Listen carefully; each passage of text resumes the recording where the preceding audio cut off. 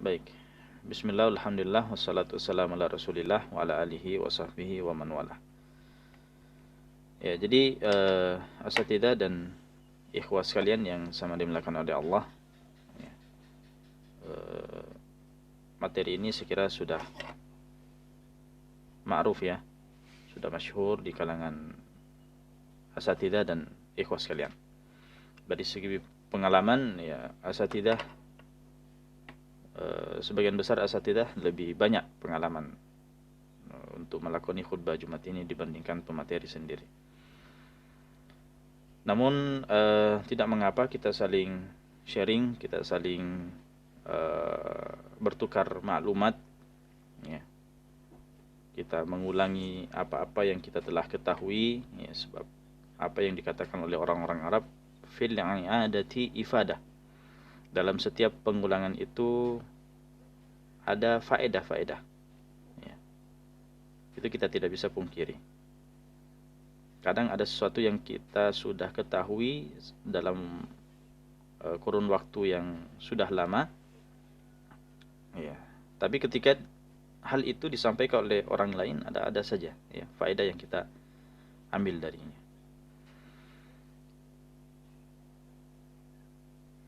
Fikih khutbah Jumat. Ya, tadi kalau materi atau judul materi yang disampaikan itu adalah khutbah Jumat dan imam kalau tidak salah ya tadi disebutkan.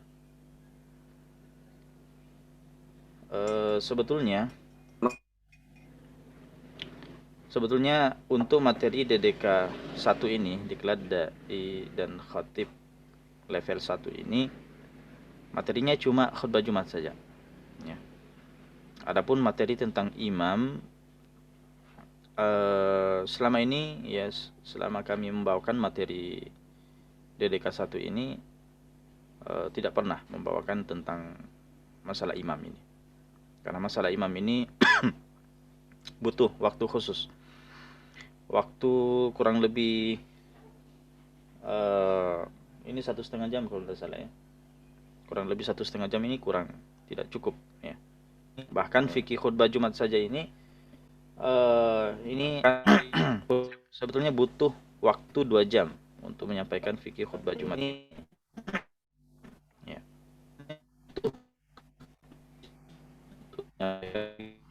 Gimana? Ada gangguan?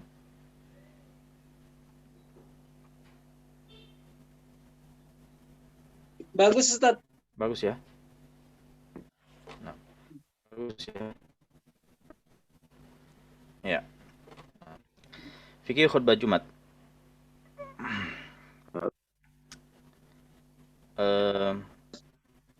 Saya kira penting untuk kita ketahui khutbah Jumat ini. Kenapa?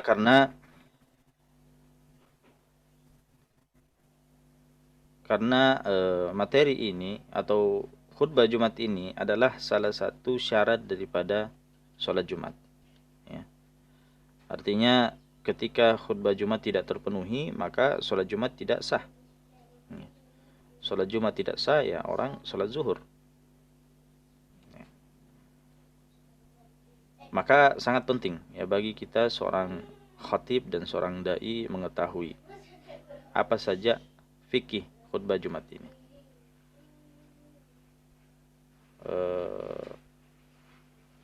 Saya pernah membaca suatu tulisan ya, suatu tulisan meme tersebar begitu, mengatakan bahwasanya tidak layak seorang khatib untuk naik ke atas mimbar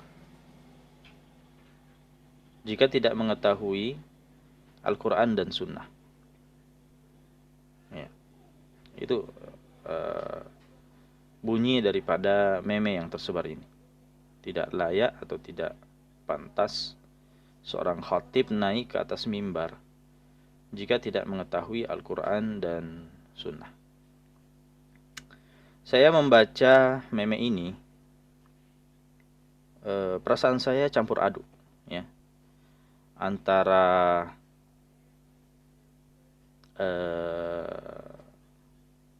lucu, ya, sedih, gemes, ya, Pokoknya campur-campur lah perasaan saya ketika membaca meme itu. Ya. Kenapa ikhwas sekalian yang dimuliakan oleh Allah? Karena dia telah memasang satu standar atas khatib Jumat yang sejak meninggalnya Imam Ahmad sampai hari ini tidak ada orang yang layak untuk melakoni khatib Jumat. Saya pastikan itu, ya. Kalau dipersyaratkan seorang khatib itu tahu Al-Quran, tahu sunnah, kemudian barulah layak naik ke atas mimbar berkhutbah, saya pastikan Imam Ahmad adalah khatib yang terakhir. Ya. Imam Ahmad adalah khatib yang terakhir, ya, di abad yang ketiga. Sejak abad keempat sampai abad ini itu tidak ada lagi khatib. Semuanya tidak layak jadi khatib karena tidak paham Al-Quran dan Sunnah. Nah, memahami Al-Quran dan Sunnah itu tidak sebagaimana atau tidak semudah yang kita bayangkan. Memahami Al-Quran dan Sunnah. Al-Quran itu sangat luas, Sunnah itu sangat luas. Ya, kecuali kalau kita sendiri memandang Al-Quran dan Sunnah itu sebagai dengan pandangan yang sempit. Ya, pandangan yang sempit ya maka otomatis ya sesempit itu pikiran kita. Tapi kalau kita memandang Al-Quran dan Sunnah itu dengan pandangan yang semestinya, ya, maka Al-Quran itu sangat luas, Sunnah itu sangat luas. Ya.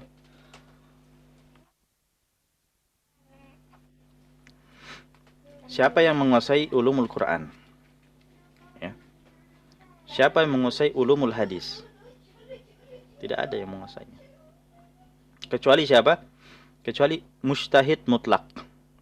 Mujtahid mutlak. Siapa mujtahid mutlak itu? Orang-orang yang sudah menguasai ilmu-ilmu itu semuanya dan layak untuk berijtihad, menjadi seorang mujtahid mutlak. Dan tidak ada mujtahid mutlak. Yang terakhir mujtahid mutlak adalah Imam Ahmad. Mujtahid mutlak itu seperti Abu Hanifah, Imam Malik, Imam Syafi'i, ya, Imam Ahmad dan imam-imam yang lainnya. Walaupun yang masyhur dan sampai hari ini ada 4.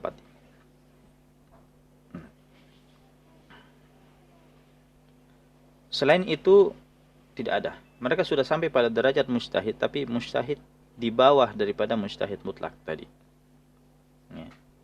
Hanya sampai pada mujtahid muntasib atau mujtahid mazhab atau mujtahid fatwa. Adapun sampai pada mujtahid mutlak yang menguasai semua berkaitan dengan Al-Quran, ya, berkaitan dengan hadis, ya, itu tidak ada sampai hari ini. Al-Imam Suyuti rahimahullah di abad yang 10. Siapa tidak kenal beliau? Beliau punya tafsir, beliau punya kitab-kitab hadis, beliau punya kitab-kitab, ya, semua ilmu alat, bahkan hampir beliau punya kitab-kitabnya. Ilmu-ilmu bahasa Arab, kemudian mustalah hadis, kemudian usul fikih, balaghah, bahasa Arab, nahwu, sharaf dan seterusnya. Itu Imam Suyuti punya karya di bidang-bidang itu. Dan beliau mengaku sebagai seorang mujtahid mutlak di zamannya. Ya, sebagai mujtahid mutlak di zamannya. Tapi apa komentar para ulama? Apakah para ulama menerima, ya, menerima pengakuan daripada Al-Imam Suyuti rahimahullah? Ternyata tidak. Tidak ada ulama yang mengakui Imam Suyuti sebagai seorang mujtahid mutlak. Jadi sekaliber Imam Suyuti itu belum bisa dikatakan mujtahid mutlak, maka bagaimana lagi dengan yang dibawa daripada Imam Suyuti? Ya. Nah, intinya bahwasanya memakai standar, mengetahui, menguasai Al-Quran dan Sunnah sebagai menjadi untuk menjadi seorang khatib itu sangat keliru besar. Ya. Tidak ada yang layak untuk menjadi khatib. Kalau begitu, apa standarnya untuk menjadi khatib? Ya, kalau bukan yang kita sebutkan tadi.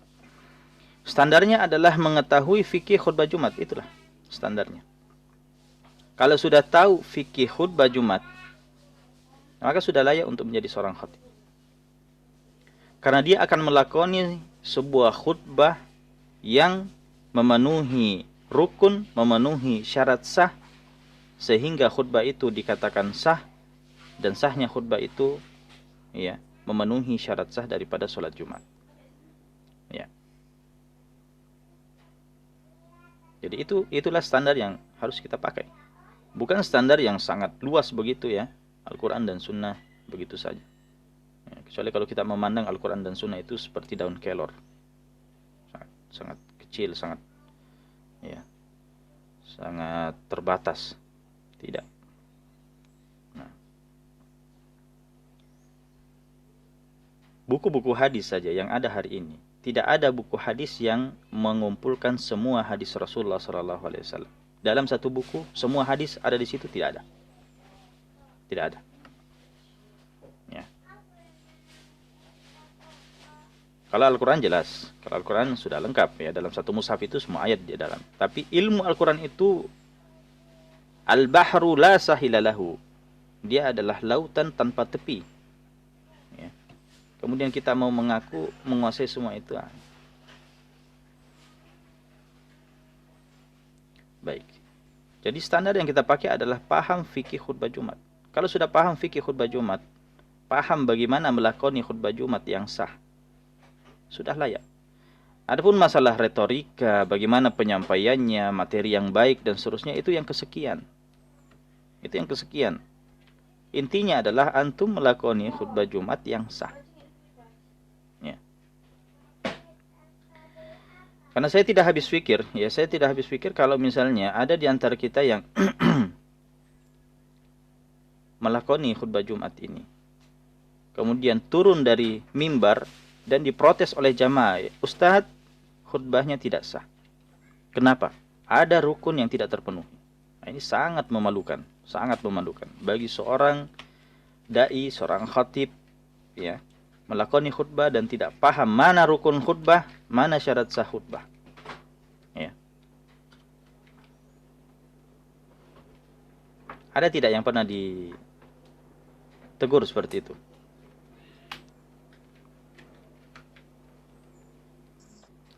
Ada? Sehingga sholat Jumatnya itu diulang menjadi sholat zuhur. Disebabkan ulah karena ya khatibnya tidak paham mana rukun khutbah, mana syarat sah khutbah. Kalau di Sulawesi Selatan pernah ya, dan viral di mana di koran ya, di bagian Jeneponto sana ya, pernah terjadi seperti itu ya. Wallahu a'lam apakah khatibnya dari Wahda atau bukan ya, tapi kita tidak inginkan hal itu terjadi pada khatib dan dai dari Wahda Islami. Nah, jalan keluarnya apa? Nah, kita harus paham bagaimana fikih khutbah Jumat itu yang benar. Nah, sekarang apa standar fikih khutbah Jumat yang kita akan pelajari ini? Ini pertanyaannya. Pertanyaan. Apa standarnya? Materi kami ini tentang fikih khutbah Jumat ini akan berangkat dari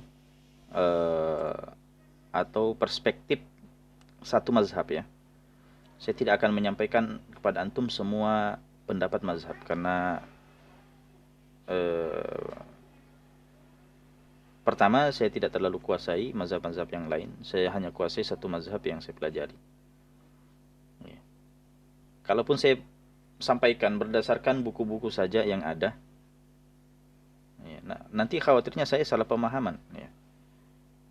Karena kadang kita mazhab yang lain itu punya pemahaman khusus. Jangan sampai saya baca dan saya datang dengan pemahaman saya pribadi. Padahal saya tidak pernah mempelajari mazhab itu secara khusus.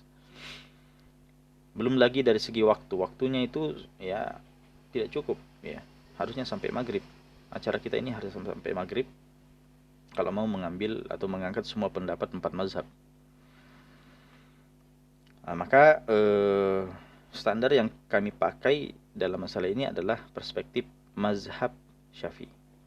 Ya, mazhab Syafi'i. Mungkin ada yang bertanya, kenapa perspektif mazhab Syafi'i, Ustaz? Kenapa bukan Al-Quran dan Sunnah saja? Kenapa bukan Al-Quran dan Sunnah saja, Ustaz? Al-Quran dan Sunnah kan sudah dijamin, ya, kesahihannya, kevalidannya. Kalau pendapat-pendapat mazhab kan itu adalah pendapat manusia biasa. Mereka bisa salah, mereka bisa benar, ya. Kenapa kita tidak belajar fikih khutbah Jumat ala dhawi Al-Quran was Sunnah, atau ya berdasarkan Quran dan Sunnah saja? Ya, baik. Jawabannya, semua mazhab ini dari 4 mazhab, ya, Hanafi, Maliki, Syafi'i, Hambali, semuanya memakai Al-Quran dan Sunnah. Ya, semuanya memakai Al-Quran dan Sunnah. Memangnya mazhab-mazhab ini tidak memakai Al-Quran dan Sunnah? Apakah mereka pakai Taurat atau pakai Injil atau pakai apa, ya, ngarang begitu? Tidak. Semuanya berdasarkan Al-Quran dan Sunnah.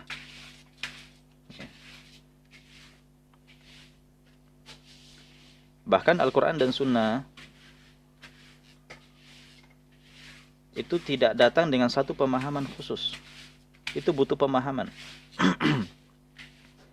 Jadi ketika kita belajar misalnya fikih khutbah Jumat perspektif mazhab Syafi'i, maka secara tidak langsung kita belajar Al-Quran dan Sunnah menurut pemahaman ulama Syafi'i, ya.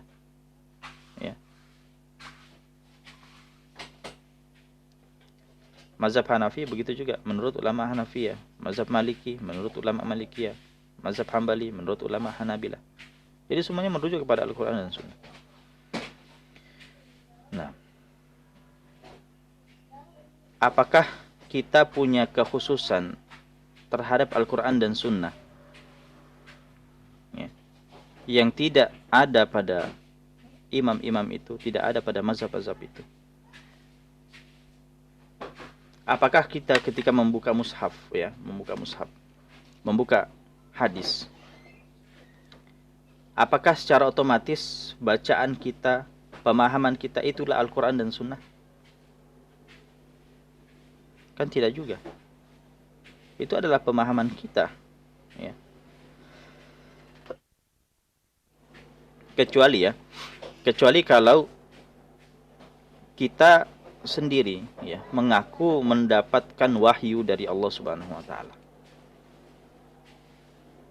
Atau kita sendiri bertemu dengan Rasulullah sallallahu alaihi wasallam dan beliau menyampaikan langsung hadis itu kepada kita. Itulah Al-Quran dan Sunnah. Tapi kan kenyataannya tidak seperti itu. Kita tidak mendapatkan wahyu secara langsung. Kita juga tidak pernah bertemu dengan Nabi sallallahu alaihi wasallam.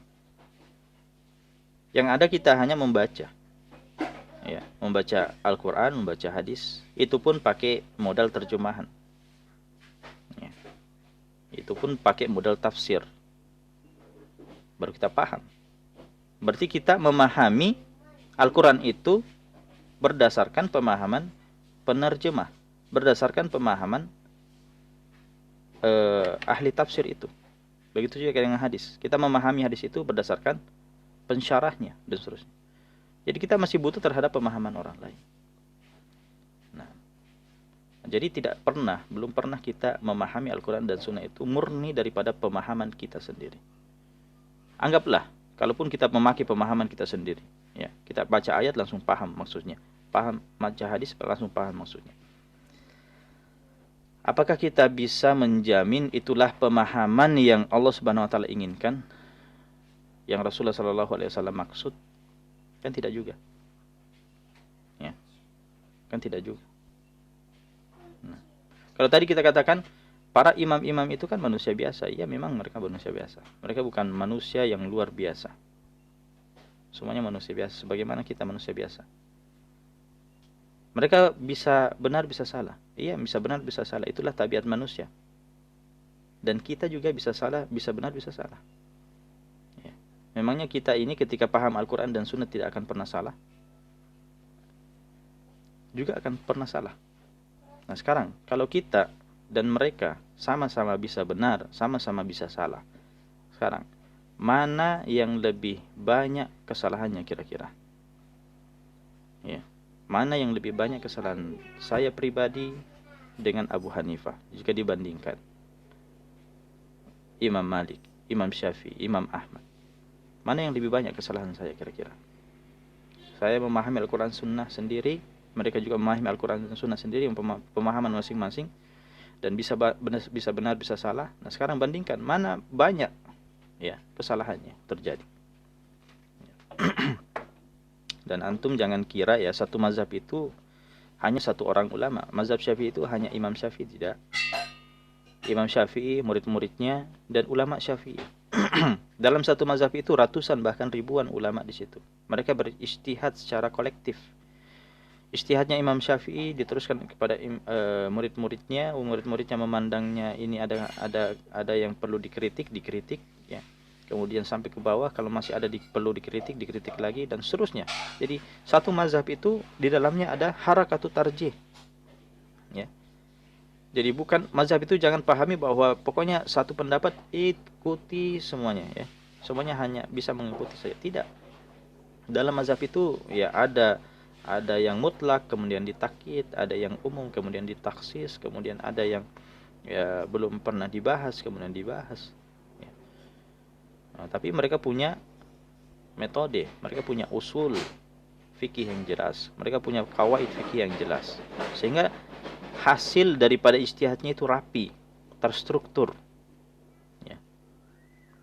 Nah kita apa modal kita kira-kira? Ya. Nah sekarang ketika mazhab itu benar-benar diadakan harakatut tarjih di dalamnya, ya. Satu pendapat itu benar-benar diperiksa, ya, ibarat suatu ya ibarat kelapa ya, kelapa itu dikupas, kemudian dibelah, kemudian diparut, kemudian diperas, ya, akhirnya jadi santan. Ya. Nah fikih ini itulah santan yang kita nikmati sekarang, ya, atau bahkan makanan yang sudah jadi. Dan para ulama itu mereka ada yang manjat, ada yang mengupas, ada yang membelah, ada yang memparut, ada yang ya. Itulah ibarat para ulama. Karena mereka yang mahir dalam, mereka punya kredibel, mereka itu adalah orang-orang yang sudah memenuhi syarat untuk berijtihad. Nah, kita ini sekarang sebenarnya cuma menikmati saja ya. Nah, kalau kita cuma menikmati konsumen, apakah kita kemudian memposisikan diri bagaikan ya para mujtahid? Kita ini muqallid, jangan bergaya mujtahid. Nah, jadi ini penting saya sampaikan ya. Penting saya sengaja menyampaikan ini karena jangan sampai sebentar saya sudah bahas ya fikih khutbah Jumat perspektif mazhab Syafi'i. Kemudian di tengah materi atau setelah selesai materi baru ada yang pertanyaan, kok bahasnya berdasarkan fikih Syafi'i, Ustaz? Bukankah Ustaz sendiri ini alumni hadis? Ya. Kok bahas fikih? Nah, sebenarnya tidak ada dikotomi antara hadis dan fikih. Hadis dan fikih itu saling mendukung. Hadis itu adalah salah satu sumber penetapan hukum dalam fikih. Ya. Tapi jangan dikotomikan ya. Jangan katakan bahwa ada 4 mazhab fikih. Ada mazhab yang kelima adalah namanya mazhab hadis. Ada mazhab yang kelima namanya mazhab Al-Quran dan Sunnah. Ya. Ada mazhab yang kelima pendapat rajih misalnya. Ya. Pendapat rajih. Ya, kita katakan ya, atau misalnya ada yang mengatakan, ya Ustaz, fikih khutbah Jumat yang rajih aja menurut antum. Ya, yang langsung kita amalkan. Saya sampaikan bahwa tidak ada namanya mazhab roji itu. Ya. Roji itu relatif, ibu sekalian. Ya. Roji itu relatif. Sebagaimana makanan, ya. Saya suka makanan, satu jenis makanan yang mungkin antum tidak suka. Antum suka makanan yang lain yang mungkin saya tidak suka. Itu relatif. Roji itu relatif. Tergantung siapa mujtahidnya. Dalam mazhab Syafi'i itulah yang roji menurut ulama Syafi'iyah. Mazhab Hanafi itulah yang roji menurut ulama Hanafiyah. Masing-masing punya metode dalam berijtihad sehingga hasil tarjih mereka itu berbeda. Ya, mereka berangkat dari satu metode tertentu. Ya. Jadi roji itu tidak ada ya. Justru saya ini semangat belajar mazhab ini karena pusing. Sudah capek mengejar namanya roji itu. Ya, jujur saja. Saya kuliah di Madinah, Fakultas Hadis. Ya. Awal tahun-tahun pertama ya, tahun kedua. Buku fikih yang terbit, kalau penulisnya itu mengkomparasikan mazhab, ada perbandingan mazhab di dalamnya, kemudian membandingkan pendapat, kemudian datang dengan kesimpulan rojih, langsung saya beli. Buku apapun itu, kalau baru langsung saya beli. Ya, walaupun dia berjilid-jilid, langsung saya beli. Dan saya bandingkan semua. Penulis ini mengatakan yang rojih ini, penulis ini mengatakan yang rojih ini, penulis itu mengatakan yang rojih itu. Ini yang rojih sebelumnya mana sih? Ya. Saya jadi bingung sendiri. Itu mengatakan rojih si A, ini mengatakan rojih si B, itu mengatakan rojih si C. Lah, kok beda? Ya. Akhirnya saya bingung. Ya. Ada yang mengatakan bahwa yang rojih itu menurut Syekh Utsaimin misalnya. Ada yang mengatakan rojih itu menurut Syekh bin Baz. Ada yang mengatakan rajih itu menurut Syekh Albani misalnya. Ya. Masyayikh yang kita kenal ya. Masih banyak yang belum kita kenal.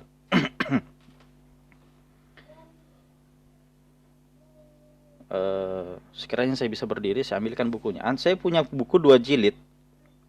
Kumpulan pendapat 3 ulama tadi yang mereka perselisihkan. Ya. Ternyata 3 ulama tadi pun berselisih, punya perbedaan pendapat. Mereka tidak sependapat di semua permasalahan. 2 jilid, itu bukan 1-2 permasalahan saja, banyak permasalahan. Ya. Nah, sekarang kalau mereka berbeda pendapat seperti itu, siapa yang kita jadikan pegangan rajih itu? Kan sulit juga. Nah, maka sulit untuk kita menetapkan mana pendapat yang rajih. Rajih itu relatif. Maka saya sudah capek, ya sudah. Saya kembali kepada pendapat yang muktabar. 4 mazhab, saya pilih salah satunya. Saya belajar salah satu daripada mazhab itu. Saya konsentrasi satu dari mazhab itu.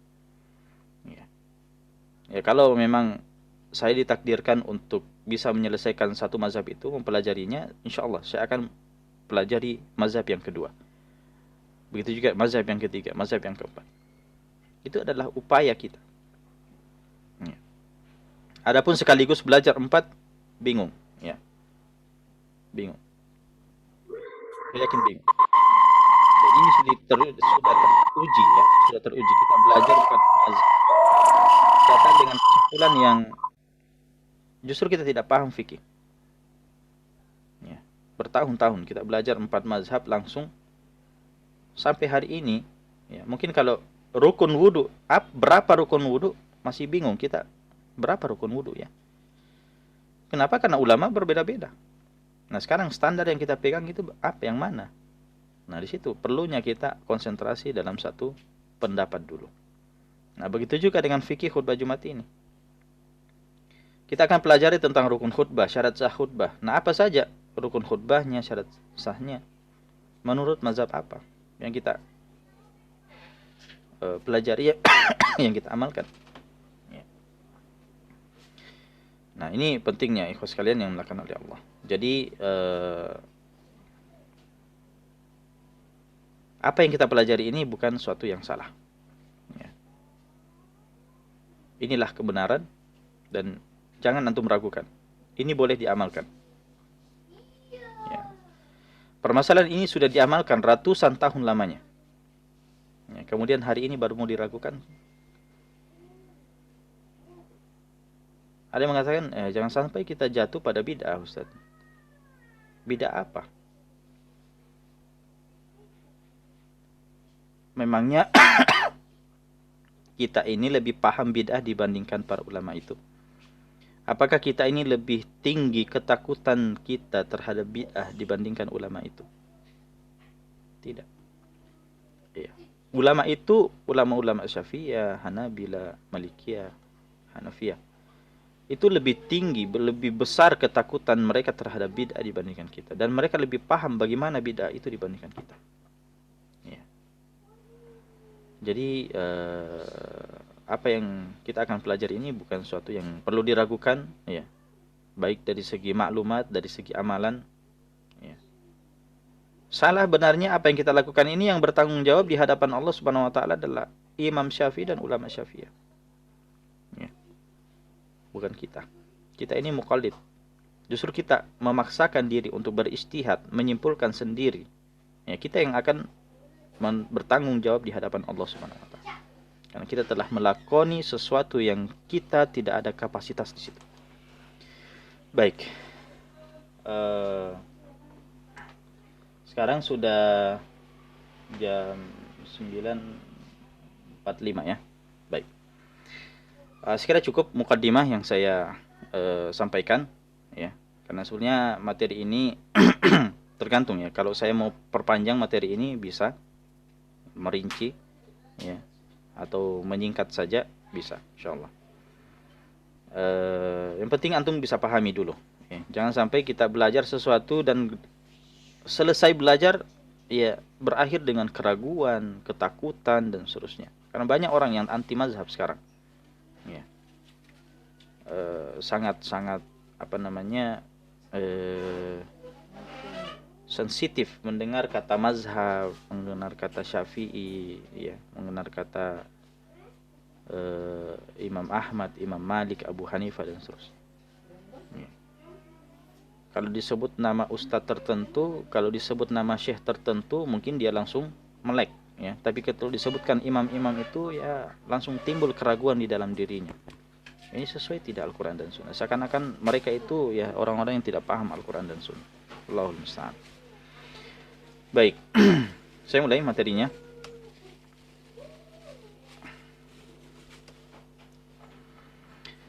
Khutbah Jumat ini terdiri daripada rukun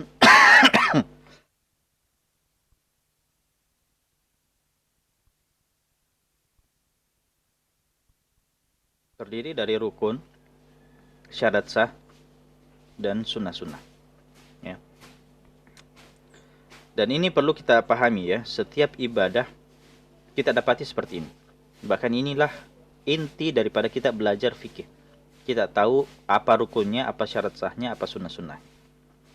Ya, mau kita belajar wudhu, mau kita belajar sholat, mau kita belajar zakat, puasa, itu kita akan dapati. Ya, rukun, syarat sah, sunnah. Nah sekarang, apa yang dimaksud dengan rukun, syarat sah, dan sunnah ini?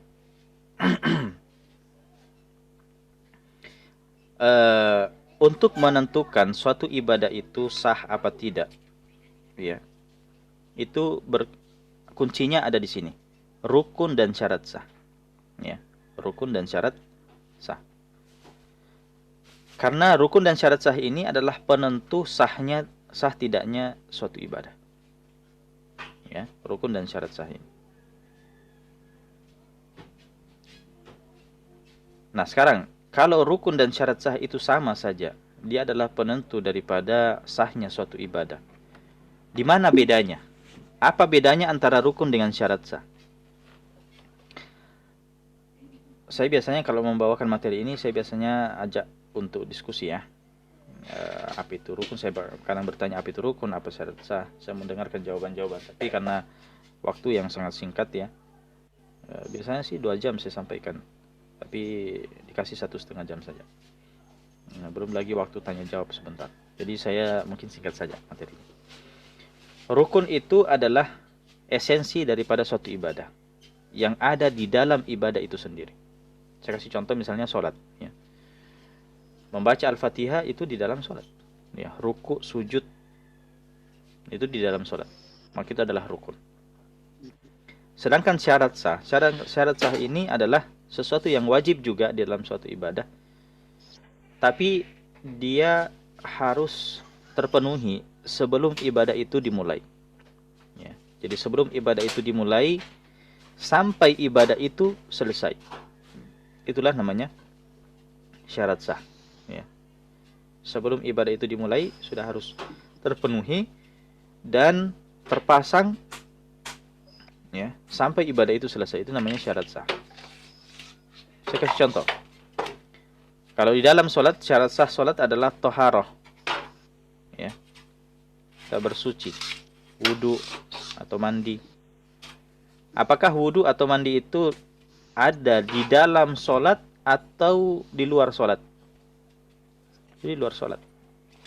Ya. Dan toharoh itu harus berlanjut sampai kita selesai sholat. Maka itu namanya syarat sah. Ya. Rukun dan syarat sah. Nah, begitu juga dengan khutbah Jumat ini. Rukun ini adalah esensi daripada khutbah Jumat di dalam khutbah itu sendiri. Nah, syarat sah itu adalah harus terpenuhi. Ya, harus terpenuhi sejak ya sebelum khutbah itu dimulai sampai khutbah itu selesai. Ya. Adapun sunnah, ya. Adapun sunnah, kawan sekalian. Ini adalah ya kalau definisi sunnah menurut ulama fikih, jika dikerjakan mendapat pahala, jika ditinggalkan tidak mendapat dosa. Kan itu definisi sunnah menurut ulama fikih. Ya. Maka sunnah di sini adalah pelengkap. Dia bukan esensi suatu ibadah. Tanpa dilakukan sekalipun, ya, tidak mempengaruhi sah dan tidaknya suatu ibadah. Bukan berarti sunnah itu tidak penting, ya penting, sunnah itu penting, dipelajari justru untuk diamalkan, bukan dipelajari untuk ditinggalkan ya. Hanya saja dia bukan suatu yang wajib, namanya sunnah. Dan ditinggalkan secara sengaja tanpa ada hajat, maka hukumnya makruh. Hukumnya makruh, itu sunnah. Jadi dalam materi ini saya akan fokus pada rukun dan syarat sah. Adapun sunnah-sunnah itu saya kira mudah saja, banyak kita sudah ketahui masalah sunnah-sunnah ini. Saya mau tekankan pada rukun dan syarat sah. Baik. Nah, ini gambarannya ya. Antum bisa lihat warna merah itu adalah rukun, esensi daripada ibadah itu. Kemudian yang meliputinya adalah syarat. Ya, meliputi daripada rukun itu. Kemudian bagian luarnya warna biru itu adalah sunnah. Untuk mengetahui khutbah kita sah atau tidak, maka fokus pada rukun dan syarat sah. Nah, sekarang berapa rukun khutbah Jumat? Berapa rukun khutbah Jumat? Tentu dalam mazhab Syafi'i kita akan temukan jawabannya bahwa rukun khutbah Jumat itu ada 5. 5 rukun khutbah Jumat yang harus terpenuhi di dalam khutbah itu sendiri. Salah satu daripada rukun ini tidak terpenuhi, maka konsekuensinya khutbah Jumat kita itu tidak sah. Apa saja? Yang pertama adalah hamdalah. Ya. Kemudian yang kedua adalah selawat. Nah, ini tulisannya seperti ini karena saya dalam penulisan juga memakai standar. Standar penulisan saya adalah KBBI. Bagaimana tulisan yang ada dalam KBBI, begitu juga apa yang saya tuliskan. Nah, jadi memang kita hidup ini butuh standar ya. Materinya ini standarnya mazhab Syafi'i, tulisannya standar KBBI. Ya. Menjadi dai dan khotib di Wahda juga punya standar. Standarnya apa? Ikut DDK level 1. Baik. 5 rukun khutbah Jumat. Yang pertama adalah hamdalah, kemudian yang kedua adalah selawat. Yang ketiga adalah wasiat takwa. Ya. Kemudian yang keempat adalah membaca ayat. Dan yang terakhir adalah mendoakan kaum mukminin. Inilah 5 rukun khutbah Jumat. Ini secara umum ya. Tapi kalau kalau kita rinci, ya, kalau kita rinci, ada 3 yang berulang, ya, yang nanti totalnya akan jumlah totalnya itu ada 8. Ya. Kalau sekarang ini 5, ini secara garis besar, secara umum, ya. Tapi kalau kita mau totalkan nanti dengan yang berulang, ya, kan ada di antara ada 3 rukun yang akan berulang di khutbah pertama dan di khutbah kedua. Jadi totalnya dalam 2 khutbah itu ada 8 rukun. Baik. Nah, dari 5 rukun ini kita harus pelajari masing-masing rukunnya. Apa saja syarat daripada rukun-rukun itu. Ya. Karena setiap rukun ini punya syarat. Bagaimana datang dengan hamdalah yang benar. Bagaimana datang dengan selawat yang benar. Wasiat takwa, membaca ayat, mendoakan kaum mukminin. Itu kita harus tahu standarnya bagaimana. Jangan sampai kita mengucapkan hamdalah dan hamdalahnya tidak sah. Selawatnya begitu juga dan yang lain. Ya, maka perlu kita untuk mempelajari apa syarat-syarat. Begitu juga dalam rukun-rukun salat ya. Dalam rukun-rukun salat misalnya Al-Fatihah. Apa saja syarat daripada Al-Fatihah itu kita harus tahu. Supaya kalau baca Al-Fatihah jangan sampai melanggar syarat. Kalau ada syarat yang kita langgar, maka Al-Fatihah kita tidak sah. Ya. Al-Fatihah kita tidak sah sampai salam, ya, salat kita itu tidak sah. Begitu juga dengan ruku, ya. Ruku bagaimana syaratnya? I'tidal, kemudian sujud, duduk di antara 2 sujud dan seterusnya. Ya. Baik. Yang pertama adalah hamdalah. Syarat-syaratnya yang pertama adalah menggunakan lafaz alhamdu, ya, atau turunannya. Bukan asyukru, ya. Sebagian orang memaknai hamdalah ini sebagai puji-pujian. Puji-pujian itu umum. Termasuk di dalamnya adalah asyukru. Ya. Asyukru. Tapi apakah asyukru ini, misalnya yang mengatakan asyukru lillah, ya. Dia ucapkan itu dan dia anggap itu sebagai hamdalah. Tidak, itu belum dikatakan hamdalah. Hamdalah itu berasal dari kata ha, mim, dal atau turunannya. Ya. Alhamdu. Adapun lafaz-lafaznya terserah. Yang bisa kita katakan innal hamdalillah, ahmadullah, ana hamidun lillah. Ya, boleh, tidak masalah. Ya, karena ini semua berangkat dari apa? Ha, mim, dal. Nah. Yang kedua adalah menggunakan lafzul jalalah. Lafaz Allah. Ya, bukan asmaullah yang lainnya karena ya lillahil asmaul husna. Ya, banyak. Allah Subhanahu wa taala punya ya yang kita ketahui ya 99 nama.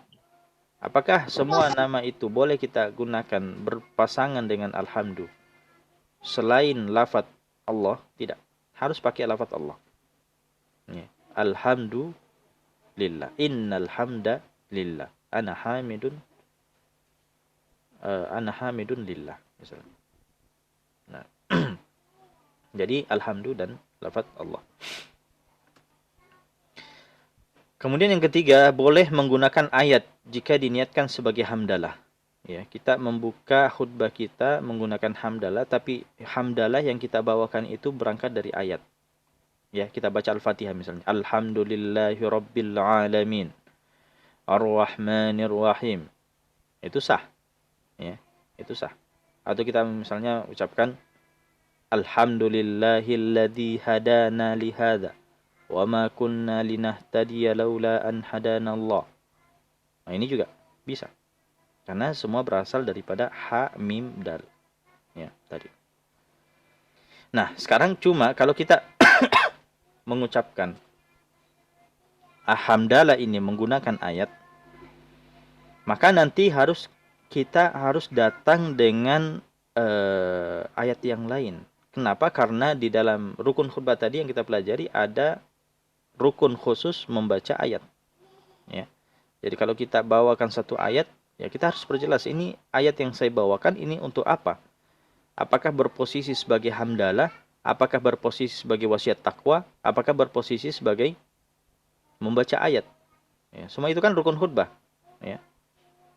Dan tidak bisa menggabungkan dua rukun pada satu rukun. Ya, tidak bisa digabungkan. Harus didatangkan. Masing-masing rukun itu harus didatangkan. Ya. Jadi niatkan membaca hamdalah. Kalau memang mau membaca ayat itu sebagai hamdalah. Dan bukan niat baca ayat yang merupakan rukun yang lainnya.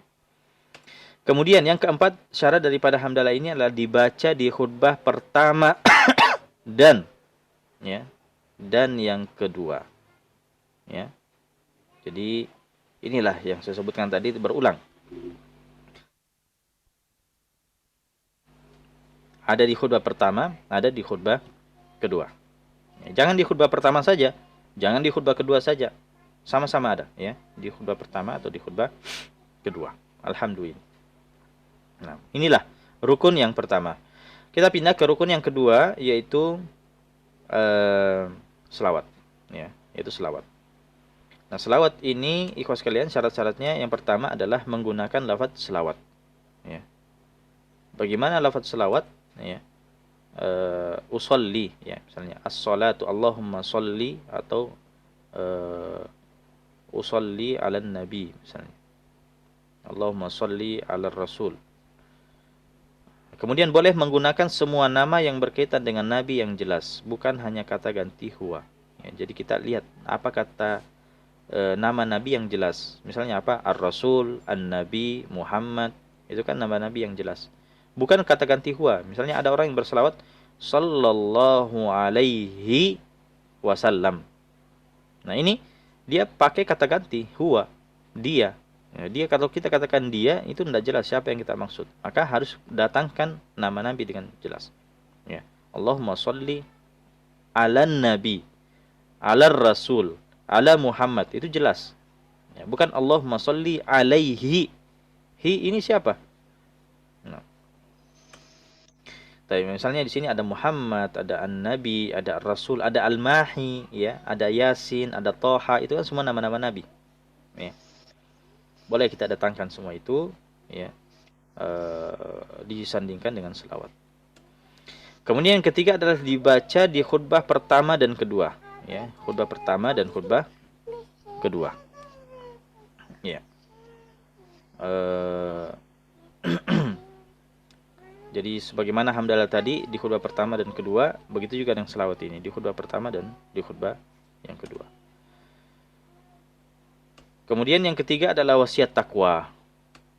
Apa saja syarat-syarat daripada wasiat takwa ini? Yang pertama adalah tidak harus dengan lafaz al-wasiyah. Kan biasanya kita sampaikan, ya, usi nafsi wa iyyakum bitaqwallah.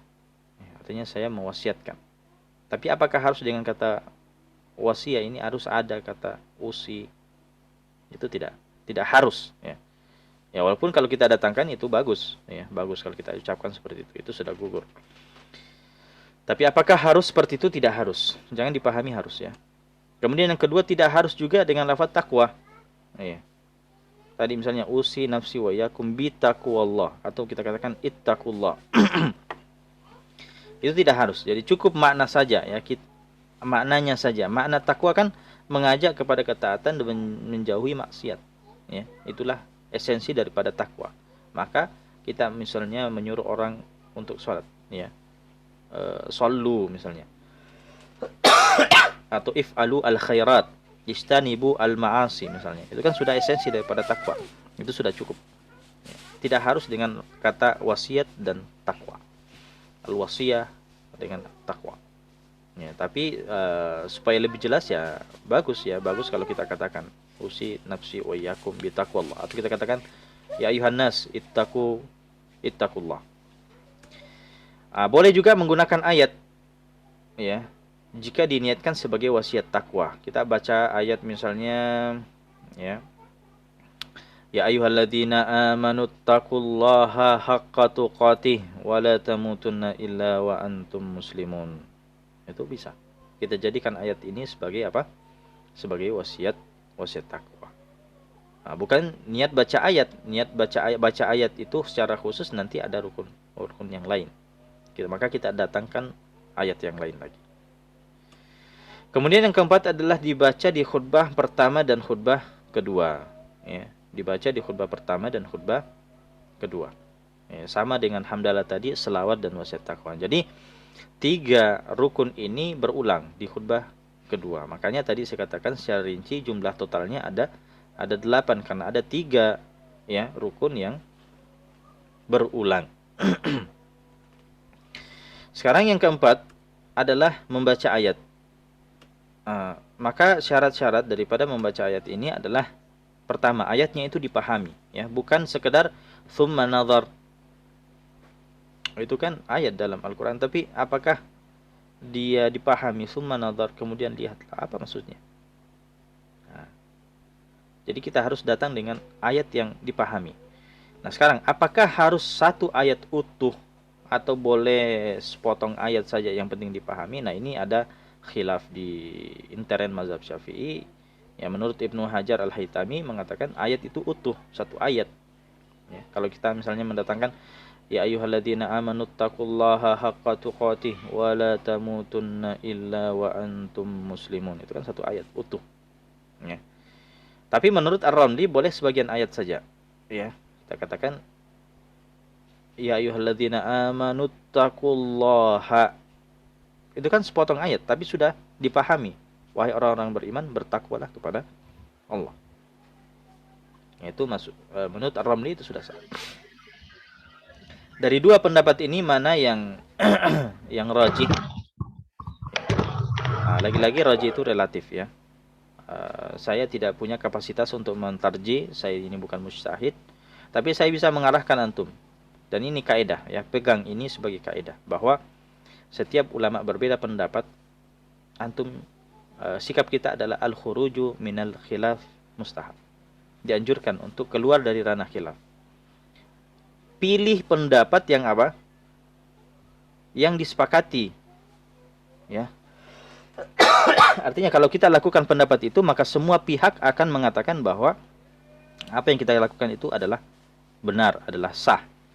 Nah, kalau kita disuruh ada perbedaan nih misalnya tadi antara ayat utuh dengan sebagian ayat saja. Ya. Mana yang kita pilih? Pendapat ayat yang utuh.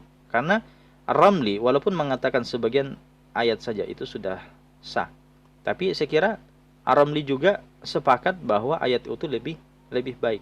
Ya. Ramli tidak akan mengatakan bahwa ketika membaca ayat itu utuh, ya, mengatakan khutbah kita tidak sah, tidak. Bahkan menurut Ar-Ramli itu adalah yang afdolnya seperti itu. Ketika ulama misalnya berbeda pendapat mana yang kita basuh, apakah sebagian kepala saja atau seluruh kepala, ya. Terlepas dari perbedaan pendapat itu, kita pilih yang paling sempurna. Apa itu? Yang mengusap seluruh kepala. Karena itu yang wajib menurut Malikiyah, Hanabilah, ya. Dan itu yang sunnah menurut ulama Syafi'iyah dan Hanafiyah. Walaupun ya menurut Syafi'iyah dan Hanafiyah sebagian kepala pun sudah cukup. Tapi kita mengambil sikap apa? Al-khuruju minal khilafi mustahab. Kita keluar dari ranah khilaf itu, mengamalkan yang disepakati. Itu dianjurkan. Ya. Sepantasnya seperti itu sikap kita. Kemudian yang kedua, dibaca di khutbah pertama atau kedua. Ya, kita dibaca di khutbah pertama atau, ya, perhatikan ada kata atau. Di sini bukan dan. Berarti kita boleh memilih membaca ayat yang kita baca itu kita mau tempatkan di khutbah pertama atau kita tempatkan di khutbah yang kedua, terserah. Ya, terserah, kita memilih. Ya. Mau kita baca di kedua khutbah pun tidak masalah, atau kita baca dari awal khutbah sampai akhir khutbah semuanya ayat, banjir ayat, ya tidak masalah. Yang penting ada, ya. Jangan sampai di khutbah pertama, khutbah kedua tidak ada satu ayat pun yang kita baca. Mungkin ada ayat kita baca tapi tidak dianggap sebagai membaca ayat. Kita mungkin jadikan dia sebagai hamdalah, kita jadikan dia sebagai wasiat takwa. Ya, tapi untuk membaca ayat khusus, ya, kita tidak datangkan satu ayat pun, maka ini ini tidak sah. Kemudian yang kelima. Rukun yang kelima adalah mendoakan kaum mukminin. Ya, mendoakan kaum mukminin. Nah, apa saja syaratnya adalah pertama, doa kemaslahatan akhirat. Ya. Jadi bukan duniawi saja. Kemaslahatan akhirat misalnya kita memohonkan ampun, kita memohonkan rahmat, itu namanya maslahat akhirat. Adapun memohon misalnya kesembuhan, misalnya kita doakannya Allahumma shfi al-muslimina wal muslimat, al-mu'minina wal mu'minat. Ya Allah. Ya. Kalau kita berdoa diangkat wabah ya, pandemi ini misalnya, ya. Allahumma rfa'annal bala wal waba. Ya. Itu kan doa duniawi, itu doa duniawi. Bukan doa kemaslahatan akhirat. Ya, maka kita datangkan misalnya doa tentang ampunan dosa, tentang rahmat, mendapatkan rahmat, seterusnya. Ya. Maka kita doa misalnya Allahumma gfir lil muslimina wal muslimat wal mu'minina wal mu'minat. Ya.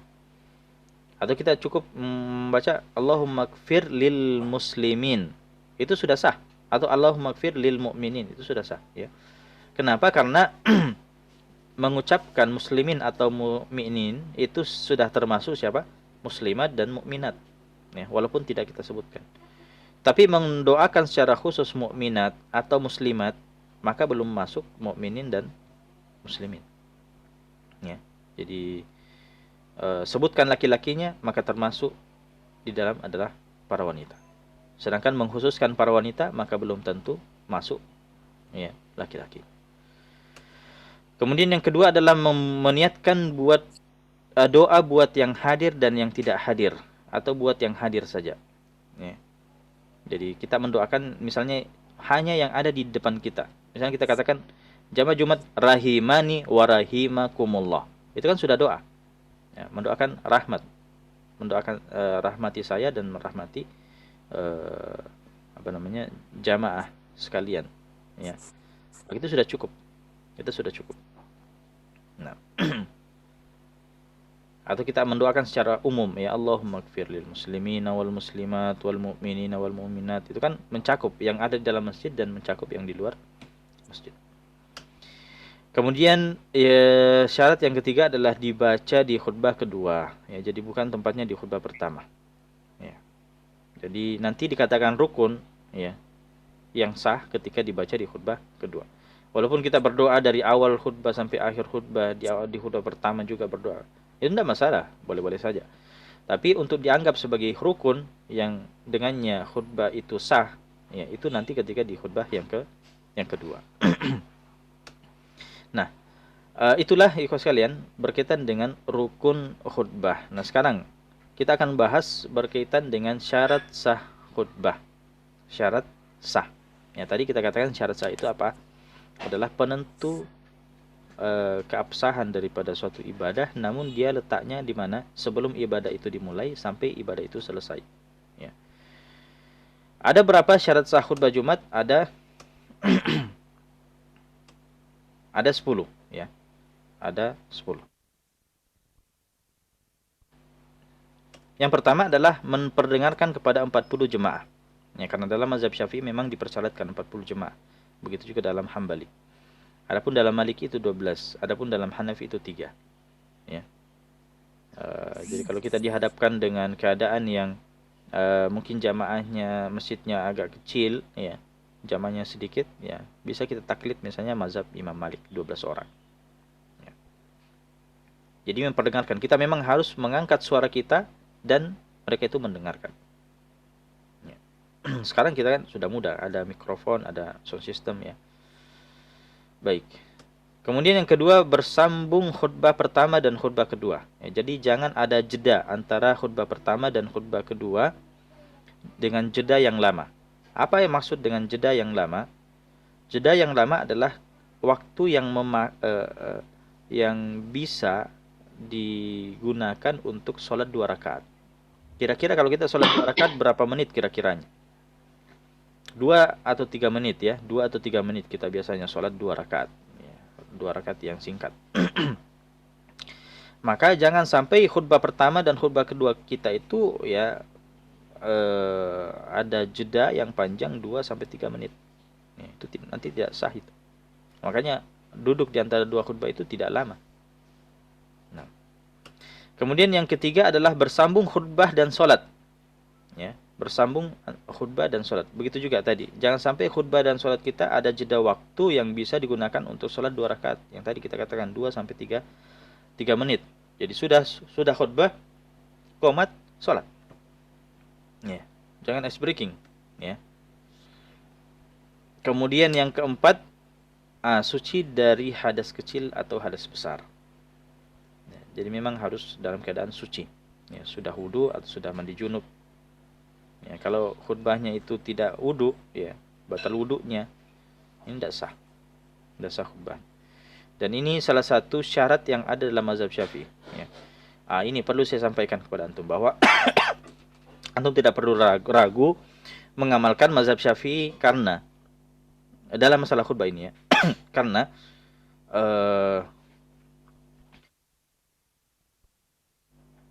mazhab Syafi'i adalah mazhab yang paling ketat dalam masalah khutbah Jumat. Ya.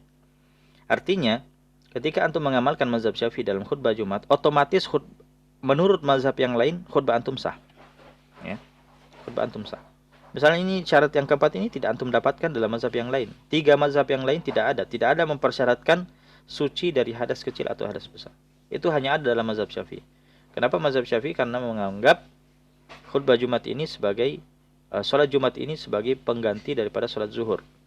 Dan 2 khutbahnya itu adalah bagaikan sholat. Maka dipersyaratkan toharo sebagaimana di dalam sholat. Ya, makanya di yang kelima suci dari najis pada baju, badan, tempat khutbah. Ya, ini dipersyaratkan juga. Nah, kemudian yang keenam adalah berdiri jika mampu, sebagaimana dalam sholat juga. Ya, kalau tidak mampu maka duduk. Ya, kalau dia duduk dan di sana ada khatib, ada yang bisa khutbah secara berdiri, maka khutbahnya itu makruh. Ya, kalau dia memilih duduk, sedangkan di bawah misalnya ada orang yang bisa khutbah dalam keadaan berdiri, maka ini makruh hukumnya. Kemudian yang ketujuh adalah menutup aurat, ya, sebagaimana dalam sholat. Menutup aurat di sini dari arah atas dan dari arah samping. Ya, tidak wajib menutup aurat dari arah bawah. Ya, misalnya pakai jubah, kemudian tidak pakai dalaman, itu kan kalau dilihat dari bawah ke atas itu kan terlihat aurat kita. Ya. Apakah itu tetap sah? Tetap sah. Dalam sholat dan dalam khutbah tetap sah. Ya, karena yang wajib ditutup itu dari arah atas dan dari arah samping. Tapi kalau baju kita misalnya robek, ya sobek misalnya bagian sampingnya dan kelihatan aurat, maka ini tidak sah. Nah, yang kedelapan, duduk di antara 2 khutbah ini adalah syarat sah juga. Ya, jadi jangan berdiri terus dari awal khutbah sampai akhir khutbah. Ya. Jadi duduk di antara 2 khutbah. Nah. Kemudian yang ke-9 adalah berbahasa Arab. Ya. Berbahasa Arab ini ikhwas sekalian yang dimuliakan oleh Allah, maksud daripada berbahasa Arab ini adalah 5 rukun khutbah tadi. Ya. Hamdalah, selawat, wasiat taqwa, membaca ayat dan doa. Semuanya itu harus disampaikan dalam bahasa Arab. Ya. Adapun masalah ceramahnya, ya, ceramah itu kan sampingan. Tadi kita katakan rukun khutbah itu adalah 5 saja. Ya, tidak ada ceramah di situ. Kan tidak ada, ya. Ya, jadi ceramah itu hanya pelengkap saja. Intinya kita datang dengan 5 tadi, ya. Kita misalnya khutbah, ya. Alhamdulillah. Allahumma shalli ala Muhammad. Ittaqullah. Ya ayyuhalladzina amanu ittaqullaha haqqa tuqatih wa la tamutunna illa wa antum muslimun. Kemudian dia duduk. Dia berdiri lagi. Alhamdulillah. Allahumma shalli ala Muhammad. Ittaqullah. Allahumma ighfir lil muslimin. Langsung sholat. Sah khutbahnya atau tidak? Saya tanya. Sah khutbahnya atau tidak? Sah, Ustaz. Sudah sah. Sudah sah. Ya. Cuma kita tidak rekomendasikan ya antum khutbah begitu ya. Cuma masalahnya kalau kita mau melihat mana kadar khutbah yang sah, itulah yang saya contohkan tadi. Adapun masalah ceramahnya itu kan tanpa didatangkan ceramah sekalipun, dengan model seperti tadi itu sudah sah. Ya. Nah, apalagi kalau ceramahnya itu cuma bahasa Indonesia, cuma bahasa Arab, ya, mau bahasa Arab kayak mau bahasa Indonesia kayak mau bahasa Inggris kayak, ya, dan seterusnya, itu sah. Ya. Nah, itulah maksud daripada berbahasa berbahasa Arab. Jadi jangan pahami seluruh khutbah itu dari awal sampai akhir bahasa Arab, tidak. Yang ke-10 adalah dimulai setelah masuknya waktu zuhur. Pastikan waktu zuhur itu sudah masuk, ya. Sebelum kita memulai alhamdulillahnya itu, karena itu adalah rukun pertama dalam khutbah, ya. Nah, baik. Nah, inilah ikhwas sekalian yang dimuliakan oleh Allah berkaitan dengan syarat sah khutbah. Adapun sunnah-sunnahnya saya kira ini ya sangat mudah, ya. Sudah kita pahami semua bagaimana sunnah-sunnah khutbah itu sangat banyak sebetulnya. Ya, misalnya pertama rukun dilakukan secara tertib, ya. Hamdalah, kemudian selawat, kemudian wasiat takwa, kemudian baca ayat, kemudian doa. Ini tertib ini sunnah, tidak harus seperti itu, ya. Kita mau mendahului dengan selawat, kita mau mendahului dengan membaca ayat, kita mau mendahului dengan wasiat takwa, itu boleh. Ya, karena tadi tertib itu tidak wajib, dia sunnah. Kemudian yang kedua menggunakan mimbar atau tempat yang tinggi. Kemudian salam, ya, salam, assalamualaikum warahmatullahi wabarakatuh. Sebelum azan, ya, ketika naik di atas mimbar itu sunnah. Nah, bagaimana kalau salamnya itu dia lupa, dia langsung duduk, kemudian muazin juga sudah azan, dia datangkan setelah azan, boleh. Ya, dia mengganti tadi sunnah yang sebelum azan itu setelah azan. Nah, kemudian yang keempat adalah duduk ketika azan. Duduk ketika azan. Ya, kalau antum mau berdiri juga, ya. Sudah salam berdiri tidak mau duduk, ya enggak masalah juga sih. Tidak mempengaruhi sah tidaknya khutbah. Tapi kalau antum melakukan secara sengaja padahal bisa duduk, maka hukumnya makruh. Hukumnya makruh. Yang kelima adalah fasih, ya. Makanya dalil-dalil, ya, itu harus dibaca secara fasih, ya. Penguasaan juga terhadap khutbah itu fasih. Tidak terlalu panjang dan tidak terlalu pendek, ya. Terlalu panjang bikin ngantuk, ya. Terlalu pendek juga, ya, tidak maksud daripada khutbah itu tidak tersampaikan. Kemudian yang ketujuh tidak banyak menoleh. Menoleh itu dengan muka, ya, dengan muka. Kalau mata itu kiri kanan mata itu melirik namanya. Menoleh itu namanya kalau kita, ya, itu namanya menoleh. Tidak banyak menoleh. Nah, menoleh karena ada hajat boleh. Kemudian yang kedelapan adalah menggunakan tongkat. Ini juga disunnahkan. Ya, tapi bisa juga kita pegang, ya, pinggiran daripada mimbar itu sudah hukum tongkat, ya. Jadi apa yang kita pegang itu dari pinggiran mimbar itu sudah termasuk. Nah, tapi menggunakan tongkat secara khusus itu lebih afdal. Yang kelima adalah jemaah diam menyimak khutbah. Ini berkaitan dengan jamaah, ya. Ini sunnah dalam mazhab Syafi'i, sunnah. Dalam mazhab yang lain wajib, ya. Jemaah itu dilarang. Pokoknya berbicara dilarang. Dalam mazhab Syafi'i sunnah. Kemudian, ya, masih banyak lagi, ya. Masih banyak lagi sunnah-sunnah yang lainnya. Saya kira kita mudah saja, ya, kita ketahui, kita pelajari sunnah-sunnah. Tadi saya cuma mau fokus pada rukun dan syarat sah khutbah. Saya mau seorang dai, seorang khatib Wahdah Islamiyah paham benar bagaimana ukuran, ya, bagaimana ukuran khutbah yang sah, ya. Itu tujuan saya sebetulnya. Yang penting antum tahu di mana kadar khutbah yang sah, ya, supaya antum jangan dipermalukan oleh orang lain bahwa, ya, melakoni khutbah dan ada rukun atau ada syarat yang tidak terpenuhi, ya. Nah, kita tidak mau, ya, seorang khatib menjadi sebab keributan atau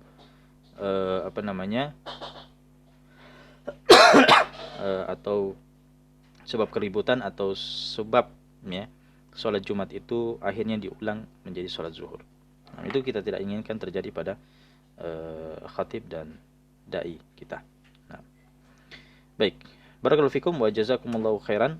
Ya, sekira cukup apa yang kami sampaikan dan sisa waktu kita manfaatkan untuk diskusi. Nah, sebetulnya waktu saya ini agak apa namanya agak lambat tadi dimulai ya. Saya lihat tadi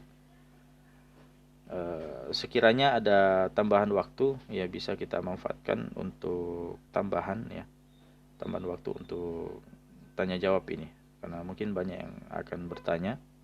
Nah, ya silakan kalau ada yang mau bertanya. Fadhal. Afwan, Assalamualaikum Ustaz. Waalaikumsalam warahmatullahi wabarakatuh.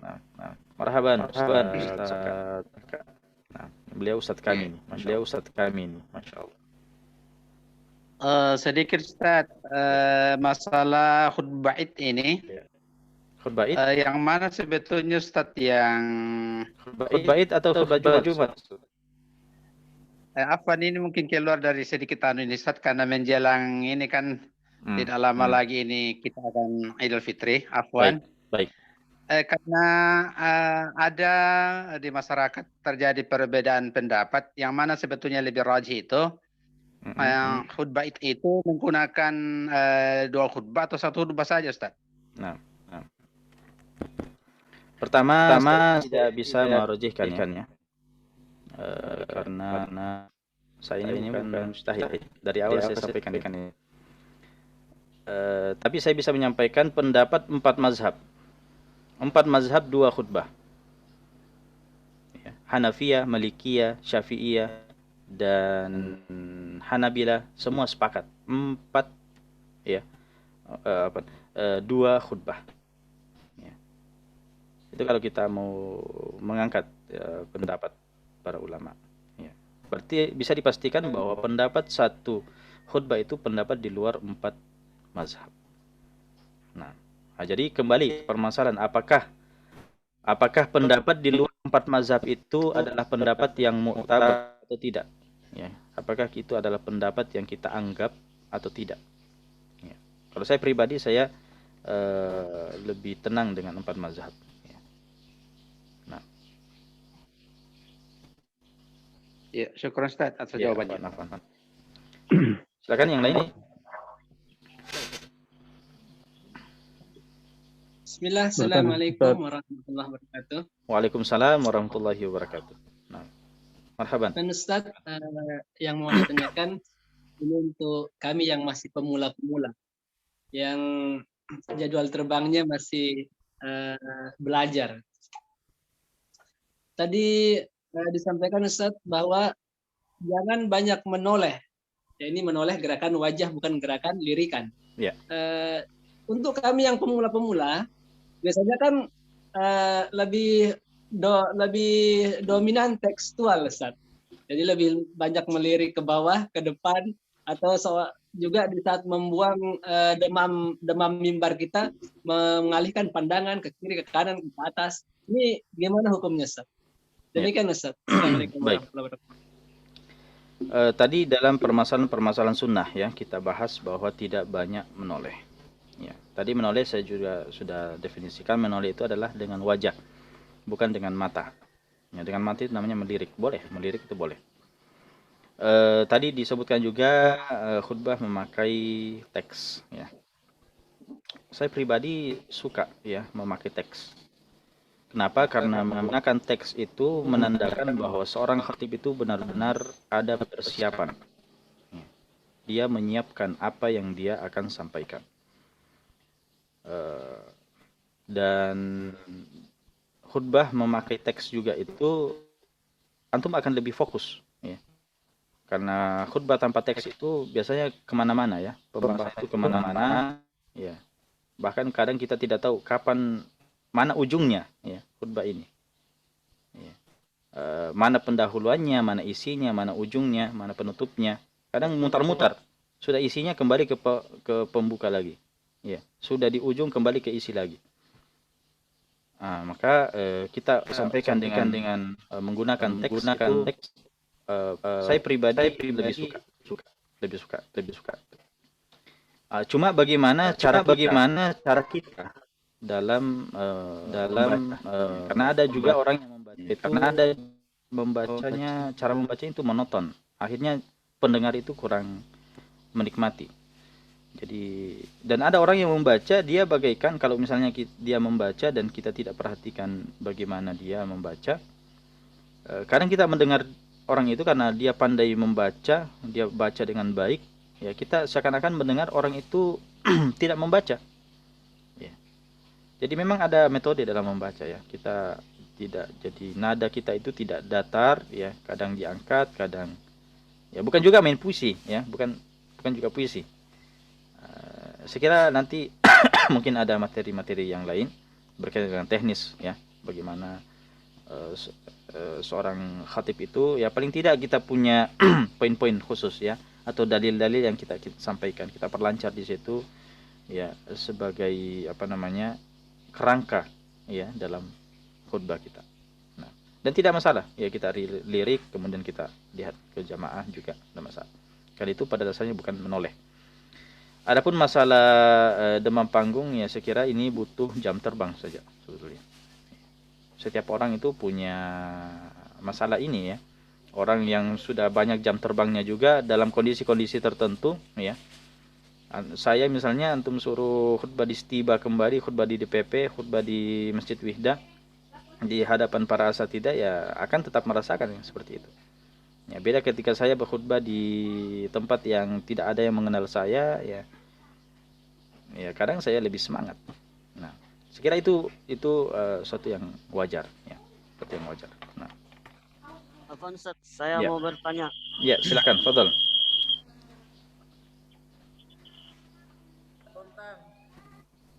Ini mengenai masalah tikinya khutbah Jumat Ustaz. Ya. Kan di kampung saya itu kalau mau khutbah Jumat masih ada ritualnya Ustaz, kayak misalnya kan di kampung saya itu ini khutbah mimbar khutbahnya itu ada tangga kan.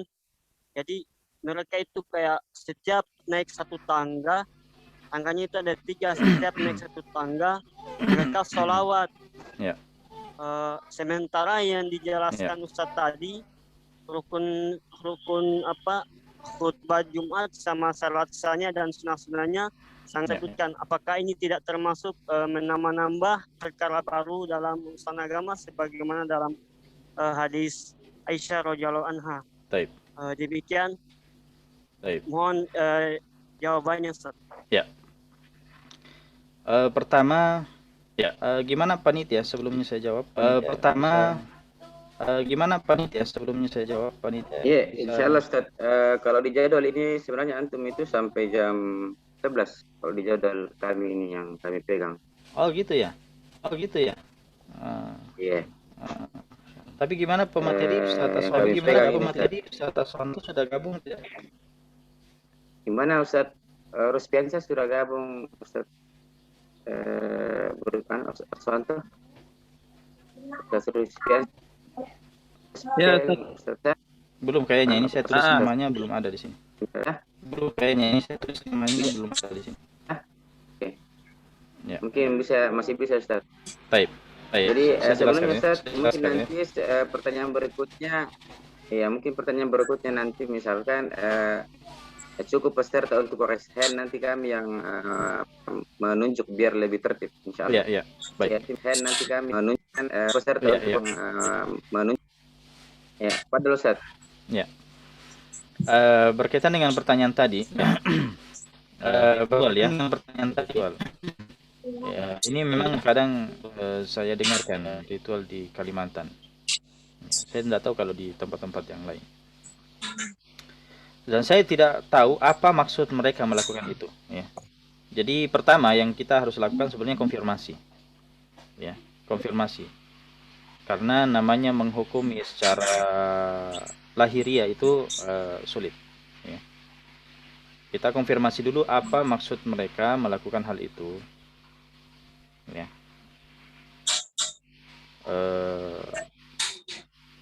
Kalau masalah selawat, sekedar naiknya mimbar itu kan memang kita naik mimbar biasa. Tidak ada orang yang langsung loncat naik mimbar ya. Tidak ada yang langsung loncat naik mimbar ketiga. Pasti naik mimbar 1, kemudian mimbar 2 ya. Itu pertama, kalau sekedar naiknya. Sekarang bagaimana dengan sholawatnya? salawatnya hari Jumat secara umum kita disunnahkan untuk memperbanyak salawat. Ya. Itu sepanjang hari Jumat. Sehingga semua waktu disunnahkan untuk berselawat. Mau itu sebelum khutbah, setelah khutbah, kapan saja kita disunnahkan untuk memperbanyak selawat. Ya, kecuali kalau khatib lagi berkhutbah, kita yang mendengar khutbah ya ada dua hukum, ada yang mengatakan sunnah, ada yang mengatakan wajib mendengar khutbah, tidak boleh berbicara. Nah, tapi hukum bersalawatnya itu secara umum boleh kapan saja, mau itu setelah khutbah, mau itu sebelum khutbah, mau itu sebelum naik mimbar, di atas mimbar, ya, setelah turun dari mimbar, kapan saja itu disunnahkan untuk berselawat secara umum di hari Jumat. Justru kalau kita katakan gini, tidak boleh berselawat ketika waktu tertentu, ya. Maukah itu waktu sebelum naik mimbar atau ketika naik mimbar atau turun dari mimbar, tidak boleh selawat di waktu-waktu itu karena nanti jatuh bid'ah. Ya, justru kita tanyakan mana dalil yang menyatakan tidak boleh berselawat di waktu-waktu itu secara khusus. Ya. Karena sebagaimana mengkhususkan satu ibadah di waktu tertentu itu tidak boleh, maka begitu juga tidak khususkan suatu ibadah di waktu tertentu juga tidak boleh. Harus datangkan dalil, masing-masing datangkan dalil. Nah tadi selawat itu saya katakan bahwa waktunya itu secara umum, ya, secara umum sepanjang hari Jumat itu, ya. Nah, kalau kita mau melarang tidak boleh selawat di waktu tertentu, harus datangkan dalil. Karena tadi hukum asalnya boleh kapan saja. Nah, makanya dalam hal ini, ya, pertama yang kita lakukan adalah kita harus konfirmasi terlebih dahulu kepada saudara-saudara kita itu yang melakukan. Apa maksudnya? Ya. Kalau mereka mengatakan bahwa kami melakukan ini karena secara umum sepanjang hari Jumat itu dibolehkan untuk berselawat, maka kita katakan itu benar. Tapi kalau mereka mengatakan bahwa ini adalah waktu yang paling afdol ketika kita naik khutbah, setiap naik tangga, ya, ada salawat tertentu, maka kita katakan mana dalil. Ya. Cuma kan di sini kita belum tahu bagaimana keyakinan daripada saudara kita itu. Makanya saya katakan tadi harus konfirmasi dulu. Untuk saat ini, untuk menilai saudara kita ini, yang kita dahulukan adalah husnuzan. Mereka ini adalah saudara kita, semuslim, bukan sebaliknya. Hukum asalnya adalah apa? Hukum asalnya adalah kita husnuzon kepada mereka, mencarikan uzur atas apa yang mereka lakukan. Itu hukum asalnya sebegitu. Bukan sebaliknya, bukan hukum asalnya seorang muslim itu adalah mencurigai saudaranya, ya. Pokoknya yang selain daripada yang saya lakukan itu adalah otomatis bid'ah, itu tidak boleh. Tidak boleh. Ya. Al-aslu fil muslim apa? Salamah, al-adl. Ya. Jadi itu sikap untuk saat ini, ya. Ya, pertama kita husnuzon kepada saudara kita, yang kedua konfirmasi dulu, perjelas apa maksudnya. Ya. Nah, sekira sampai itu saja, ya, jawaban kami. Nah, silakan. Ya, syukur Ustaz, ya. Selanjutnya mungkin dari tadi angkatan ini Ustaz Saiful dari Samarinda. Silakan Ustaz. Saiful. Oke.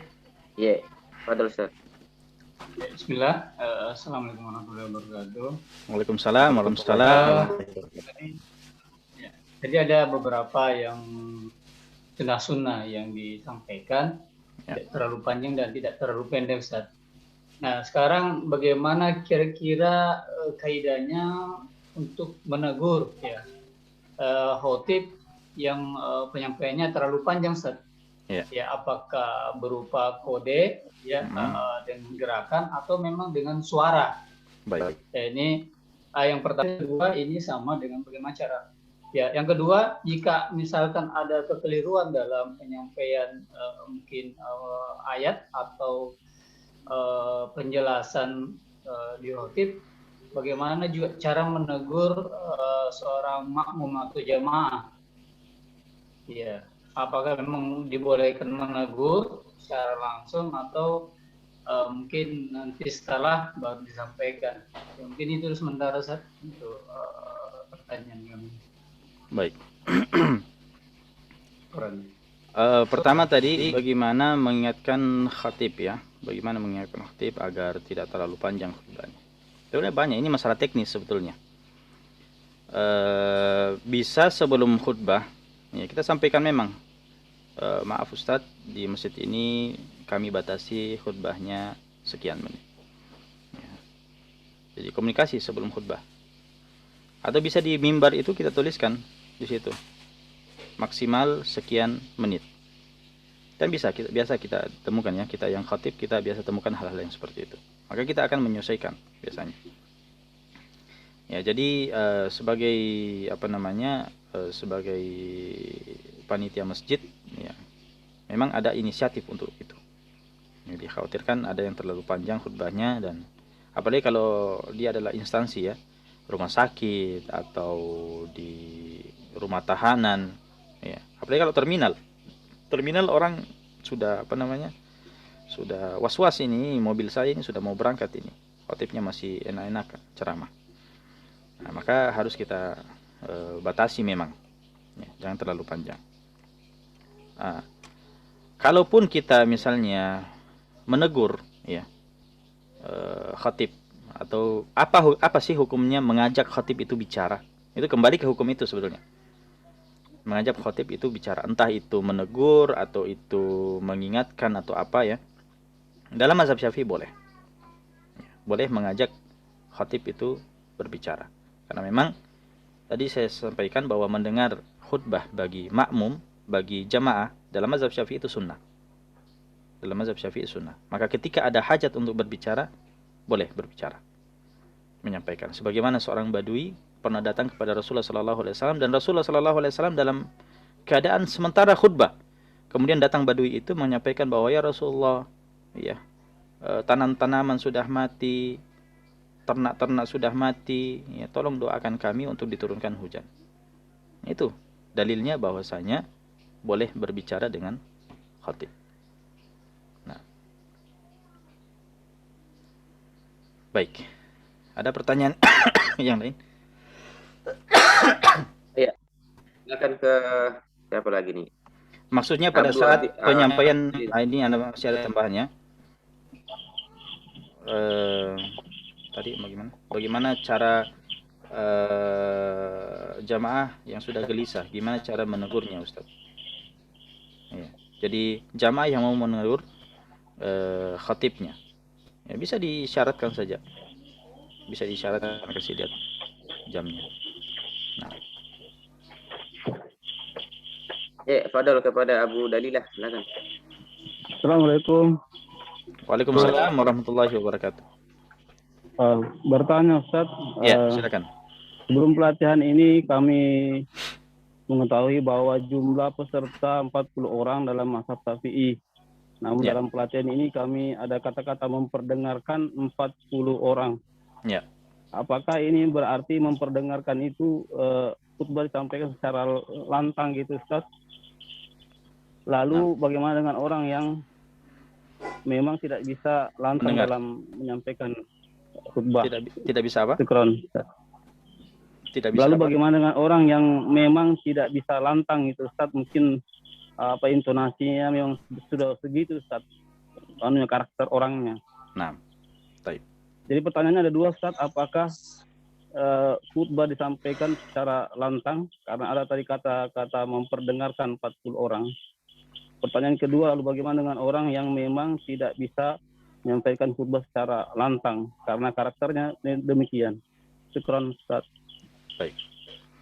Ya, tadi di antara syarat sah khutbah adalah memperdengarkan jamaah dengan jumlah tertentu. Dalam mazhab Syafi'i 40, Hambali juga 40, Maliki 12, kemudian kemudian Hanafi 3 orang. Memperdengarkan di sini maksudnya adalah, iya, memang kita dalam penyampaiannya itu memastikan bahwa jamaah ini mendengarkan. Itu namanya memperdengarkan. Ya. Jadi jangan cuma anggapan kita mendengarkan padahal mereka tidak mendengarkan. Jadi kita pastikan. Dan saat ini itu sebetulnya mudah ya, walaupun kita tidak terlalu mengangkat suara kita karena bantuan sound system. Itu sudah insya Allah terbantukan ya. Yang masalahnya kalau mati lampu. Ya. Mati lampu ya terpaksa kita melantangkan diri ya. Makanya memang khutbah ini ya disampaikan dalam intonasi yang lantang. Sebagaimana Nabi SAW. Nabi SAW dalam khutbah itu bagaikan seorang qaidul jaish.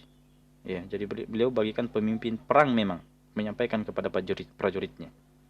Nah, itulah watak asli daripada khatib sebetulnya. Ya, terlepas dari bagaimana pembawaan seseorang itu ya, ada orang yang pembawaannya kalem misalnya, ya maka harusnya dia punya keterampilan ketika dia melakoni sebagai seorang sebagai khatib, ya dia harus memaksakan dirinya untuk lantang dalam menyampaikan khutbah. Nah, walaupun lantang tidaknya itu ini sebenarnya ndak ada ukuran tertentu. Intinya tadi adalah memperdengarkan itu. Nah, ketika mereka sudah mendengarkan secara pasti. Dan yang menjadi patokan adalah orang yang ini ya, orang yang normal pendengarannya, bukan orang yang tuli. Ya, walaupun dia datang, dia tuli, ya, walaupun kita di sampingnya pakai toa itu kan enggak didengar. Tapi bukan mereka yang jadi patokan. Yang jadi patokan adalah pendengaran yang normal. Dan keadaan yang tidak bising. Ya, kadang kita ada di masjid yang mungkin kendaraan lalu lalang ya, ribut. Maka patokannya adalah sebagaimana kalau misalnya kita di suatu tempat yang tidak ada suara bising. Maka kita mengangkat suara kita sebesar volume yang jika kita di tempat yang tidak bising. Ya. Adapun kalau memang suaranya bising di pabrik misalnya ya, apakah kita harus menambah lagi volume suara kita lebih besar daripada mesin? Nah, tidak. Ya. Tadi yang saya sampaikan bahwa tolak ukurnya adalah tempat yang tidak bising dan pendengaran yang normal. Ya. Berarti dikecualikan tempat yang memang bising dan dikecualikan jamaah yang tuli. Nah. Baik. Iya, syukur Ustaz. Gimana Ustaz? Masih bisa bertanya? Masih ada beberapa yang angkat tangan. Iya, silakan. Selama pemateri belum masuk ya. Oh iya. Nah. Silakan kepada DPD WI Bontang dari tadi angkat tangan.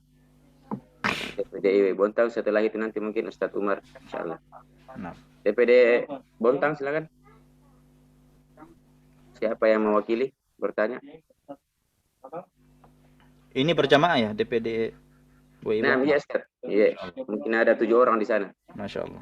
Ya. Silakan DPD WI Bontang, silakan. Suaranya dibesarkan lagi sedikit, Ustaz. Iya, mendekat ke HP-nya, mendekat. Ya, silakan. Ya, silakan.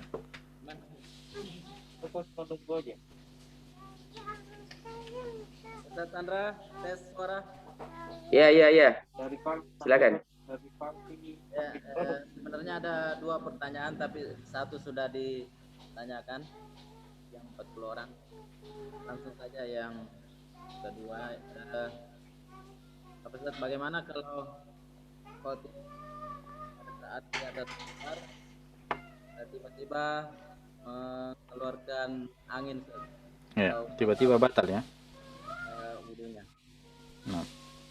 Itu aja Ustaz. Ya.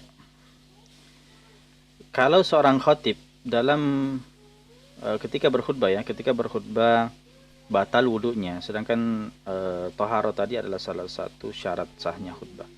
Apa yang dia harus lakukan? Dia boleh turun dari mimbar, mengulangi wudunya dan mengulangi khutbahnya. Apa maksud mengulangi khutbah? Mengulangi rukunnya tadi. Ya. 5 dia langsung naik. Alhamdulillah wassalatu wassalamu ala Rasulillah ittaqullah ya ayyuhalladzina amanu ittaqullaha haqqa tuqatih wa la tamutunna illa wa antum muslimun. Kemudian lanjutkan ceramahnya yang terpotong. Ya. Tidak mesti mengulangi ceramah dari awal lagi, tidak. Ceramah yang tadi sudah disampaikan itu sudah cukup, sisa dilanjutkan. Hanya saja datangkan kembali apa? Rukun khutbah itu. Kan rukun khutbah tadi tidak harus khutbatul hajah ya. Tadi saya katakan sudah minimalnya itu apa? Alhamdulillah Allahumma salli ala Muhammad ya, atau Allahumma salli ala Nabi ya, atau apa pokoknya sikat selawat yang lain. Kemudian ittaqullah ya, atau ittaqullah kemudian datangkan satu ayat. Itu cukup. 4 rukun yang ada di khutbah pertama ya. Ayat itu kalau bisa juga tanpa ayat ya sebetulnya. Hamdalah, selawat, wasiat takwa. Mau memilih ayatnya nanti dijadikan di khutbah kedua, tidak masalah. Nah sekarang pertanyaannya lagi, bagaimana kalau dia di khutbah kedua batalnya? Maka sama juga. Kalau di khutbah 2 batalnya, berarti dia ulang dari khutbah pertama. Datangkan rukun di khutbah pertama, kemudian duduk, kemudian naik lagi, datangkan lagi rukun, kemudian lanjutkan apa yang mau dilanjutkan. Nah. Ya, syukur Ustaz. Nah. Ustaz Umar dulu bergabung. Oh begitu ya. Oh, Masya Allah. Masya Allah. Iya. Ustaz sudah bergabung ya? Sudah katanya Ustaz. Masya Allah. Iya. Ya. Ya mungkin ada closing statement dulu Ustaz sebelum kita akhiri sesi yang pertama ini. Ya, saya kira cukup apa yang kami sampaikan. Gini, kalau masih ada pertanyaan-pertanyaan berkaitan dengan materi, itu bisa dituliskan dan kirimkan kepada kami. Nanti kami jawab entah berupa tulisan atau berupa voice ya, suara. Pertanyaan tidak terbatas di Zoom ini saja ya, terbuka insya Allah. Nanti berikutnya selesai. Alhamdulillah. Ya, Assalamualaikum wa jazakumullahu khairan. Ya, saya juga izin pamit dan syukran Ustaz, syukran. Ya, mohon maaf ini telah mengambil waktu terlalu banyak. Mudah-mudahan ada manfaatnya dan materinya saya rekam ya, dan nanti saya akan upload dan kirimkan ke panitia insyaallah. Insyaallah. Nah, jazakumullahu khairan wa assalamualaikum warahmatullahi wabarakatuh. Waalaikumsalam Waalaikumsalam warahmatullahi wabarakatuh.